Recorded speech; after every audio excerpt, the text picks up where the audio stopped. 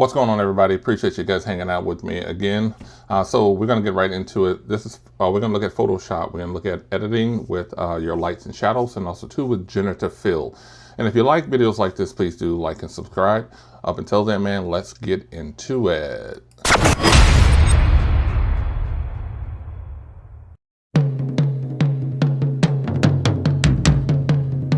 What's in your studio? Whoa, baby, baby. What's going on with your photos, baby? All right, man, we're back here. So we're going to get right into it. To make this kind of work out for us both. I'm going to try to keep this as easy as I possibly can for you. If you have not yet used these tools, please do. If you don't have a nifty pen, your mouse can work with these. And what I have is a pen and a pen pad. These are pretty simple things. If you go up to the lasso tool right here, you can select your lasso tool over here. But you may see something different as well. But you will go over here to one of that tool is right underneath your box there, your divided box there. So you will not select the whole subject, anything, but this box should populate up here. You can move this box around anywhere you want on your frame so you can see it.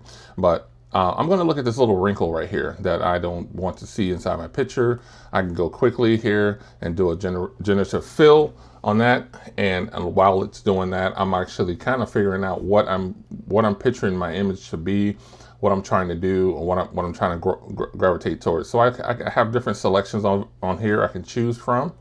And I really do like this one here. So it did its job. I'm good to go. And it's working for me. So what I'm going to do over here, I'm going to go to layers next. Hit either merge or flatten. It doesn't matter which one you want to do. It's how you want to save, because the more you hit flatten, it saves it as that. But if you merge it, it's just merging it to the image, and then it tells you actually flatten it all out. So you have that option. But we're not going to go too far in that. But you hit filter right here for your next step that we're going to look at. And right now, I'm going to go to camera raw filter.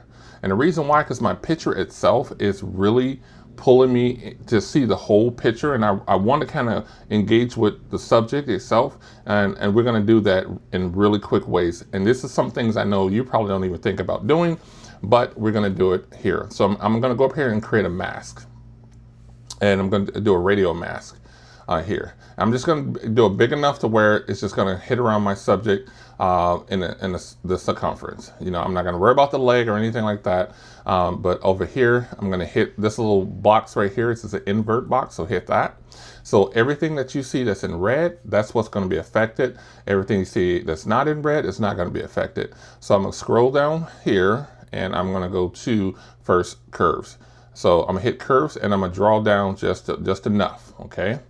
So just where I feel that I'm happy with, because there's a few of the steps that we're going to go to. So I'm going to take another adjustment curve, and I'm going to use my brush. Now I know where my light came from, okay? If you don't have this tool and it looks like this, I'm going to hit the button. So you may see something like this. That's your caps lock is on. So hit your caps lock and your circle will come. So if you ever had that problem. So I'm going to look at how big this light is. So I'm going to go to, this light is shining in, but I want to kind of grade over to my subject. So I'm going to touch my screen to start, and I'm going to hit shift, and I'm going to draw a line here. And then I'm going to let go of shift, and I'm going to come right back to that same spot. I'm going to touch, hit shift, and I'm going to come right down here to the middle. You can see those red marks coming, and I'm going to do one more. I'm going to tab, hit shift, and I'm going to come right here over the knee. Okay, so I have 3 different light beams coming down, and I'm going to high key those beams where I'm going to grab the closest to the high key area. So if I go all the way down, you can see it. If I come all the way up, so I can create like different shadows. Okay, but I want to go up a little bit more. So I'm just right where the highlights are at. I'm just going to bring up my highlights. And one of the last ones I'm going to do is a linear gradient, and I'm gonna take it from left to right, because that's where naturally the light goes to. Again, everything that's in red is going to be affected, and everything that's not in red is not going to be affected. And now I can go into my shadows and create my shadows. Now you have things like where your midtones, right?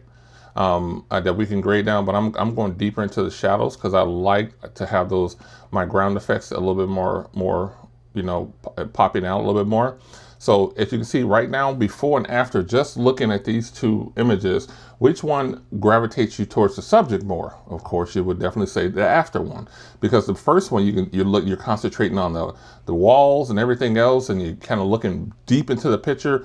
But you want to create a look that says, hey man, this looks amazing. You still got a nice pop of color, and you kind of concentrate on your subject matter itself. I'm going to go ahead and, well, we can click on it also. You can see a little bit of everything on this mask. So you can see the mask on and off, on, off, on, off, all that good stuff.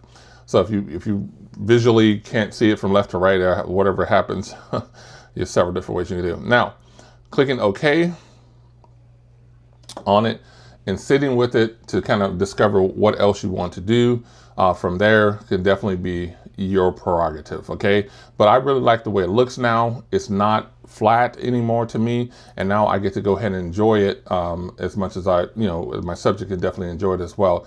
So if you are looking for more videos like this, please do like and subscribe. I would love to make sure you guys have information like this. And also too, watch out what's in my studio videos, because I love being in the studio to give you guys insight. We just had a special model test shoot inside of there where we did some background stuff. So please do check out those videos as well. Up until then, man, keep shining and keep grinding, man, and stay in touch, man, because that's what I'm here for, is to help you, the photographer, and gain access to new and amazing new things as I go on my journey as well. I'm sharing it with you. So I'm out, man. I really appreciate your time and your dime.